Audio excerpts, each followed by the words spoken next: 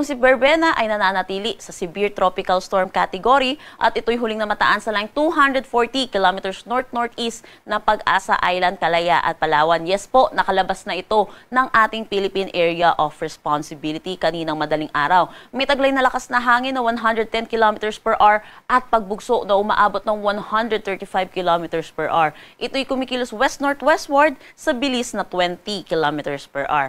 May kita din natin dito sa satellite image po natin, meron din tayong mga kumpol ng kaulapan dito sa main northern Luzon. Ito po yung shear line, which is yung salubungan ng mainit at malamig na hangin, which is yung easterlies natin at yung northeast monsoon. Ito po ay magdadala ng mga pag-ulan lalo na dito sa eastern section ng northern Luzon. May kita din natin dito sa satellite image po natin sa Visayas at Mindanao, malinis po ang nakikita natin at kaya makakaranas po sila ng maaliwalas na panahon, pero asahan din natin yung init at arinsangan lalo na sa tanghali hanggang hapon na may mataas na tsansa ng mga localized thunderstorm pagdating sa hapon at sa gabi. Inaasahan natin ang 100 to 200 millimeters of rain dito sa may Cagayan at inaasahan din natin yung mga yellow po natin, Apayao, Kalinga at Isabela, 50 to 100 millimeters of rain.